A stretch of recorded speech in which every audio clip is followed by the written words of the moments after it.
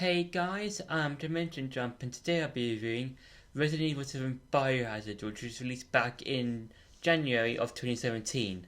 Now, the main plot of this game is that Ethan Winters, who's the new character for the game, as well as the main character for Village, which is the next game, has received an email from his wife, who says she's in Louisiana. So Ethan drives up to where she is in Louisiana, but is then captured by the Baker family, who have all gone insane because of this bioweapon that I'll explain later in the review. And they all have weird powers.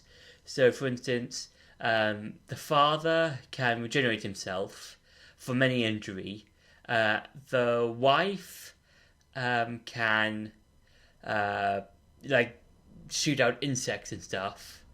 The son, I think he can't feel any pain, from what I remember, because I think I remember he kind of there's gonna be like some very like horror elements for this. So yeah, so from what I remember, the son rips off his own thumbnails. From what I remember, and I think that means he can't feel any pain of some sort. So yeah, and he's a bit crazy, and he likes to put people in these sort of dangerous games. And then there's a daughter called Zoe, who you don't get to see much of throughout the game. You do get to hear her through phones and stuff, but you don't actually don't get to properly see her until towards the end of the game. And yeah, this is such a horrifying game. Because it's like with Resident Evil Village, which is a continuation from 7. The whole game is done in first person, and I love that. I think first person horror is a really good way, because it feels like you are the person, instead of it just being in third person, where you're just looking at the back of somebody's head, and just and like with Village, you're on your own. You do get to interact with some people every now and again, but throughout the whole game, you're mainly on your own. You can't. It's all just you looking through the character side and your own reactions, and yeah, that's a really good bit of way of doing horror. I think I said this in my Resident Evil Village review, that I really like how that because you're on your own, you've got no one to really bounce off of, and I think horror media should do something similar. Like, there should be one or two characters, have one of the characters being mainly on their own and getting help from another character, and it should be something like that. I think that's a really awesome concept for, any horror pieces of media, like movies, TV shows, games, whatever. And yeah, I do like how throughout the course of the game you get better and better weapons, because like in the game you get, because the series is a survival shooter type game, you get better and better weapons. And yeah, it just feels so like it's such an interesting way of having the game, like being first person and you having to shoot your way through. And I do like how in the game as a whole, you're in these narrow corridors, because it's like you go to like multiple. You're in this main house, but you go to like side areas, like a garden area, as well as some sort of weird greenhouse type area, as well as another area. But I do like how the game as a whole, you just going through these narrow corridors, not knowing what's going to be around the corner. So I think that's quite cool. And now it's time for some gameplay. So the gameplay is very straightforward. It's a shooter game, so you basically have. Okay, so basically you have to you basically point and shoot, and that's pretty much how the game works. And yeah, I do like how the game makes everything look and feel claustrophobic. I just saw and heard. I just screamed. So yeah, it's very good to.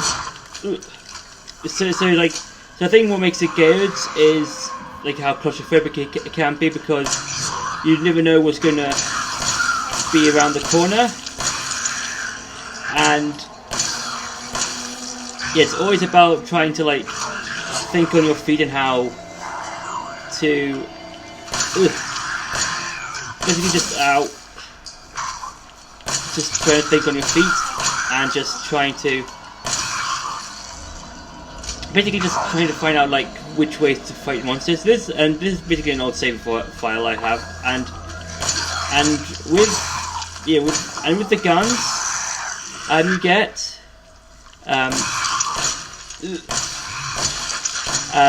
different guns will be different. So I wonder if I can make So hang on. No. So and also you can create stuff. So I can't really create a lot of stuff because this is an old save of mine, and I think that's really cool of how claustrophobic this game can be, because you don't really know what's going to be around each corner, and each area is very, very small, and there is limited stuff you can find. So there's going to be limited ammunition, limited stuff you can find to upgrade your health or get you back your health, that kind of thing.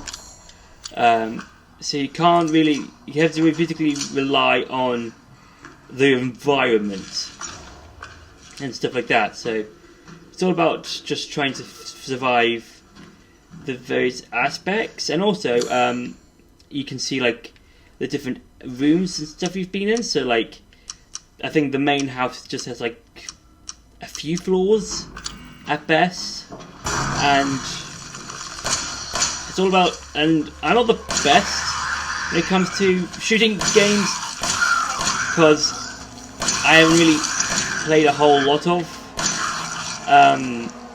shooter games. Like Resident Evil's a good example. Call of Duty, there's another one, and stuff like that. So yeah, and the combat does get slightly repetitive, because it's just shoot at your enemies, they go to the ground, that sort of thing. And you do get limited resources and stuff like that. And also, I wonder, am I going the right way? I think so, because I want to try and... Anything in here? No. Well, the main thing I want to show you is one of the things that happens in the game. So that being the roaming enemies. Not these kinds of enemies. If I can make it back, I don't think I can. Okay, there we go. Got it out of the way. Because one of the things I want to show is the roaming-based enemy, which I think was brought back into Resident Evil Village with Lady Dimitrescu, because I know she is a roaming enemy, and there's a similar roaming enemy in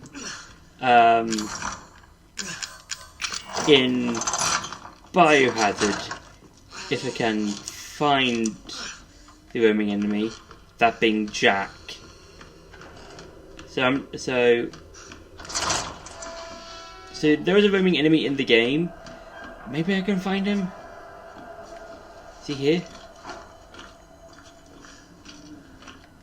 But anyway, I'll probably cut here, and then I'll try to try and find the roaming enemy. So yeah. Peekaboo. So as you just saw, oh god, that's the roaming enemy. Oh god. So yeah, Jack is a roaming enemy.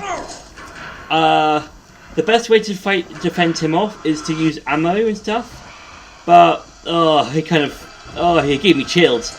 So yeah, the best way to basically the best way to avoid Jack is to use ammo on him. So basically, kind of like slow him down a bit and have you find a way out. And yeah, so that's basically it.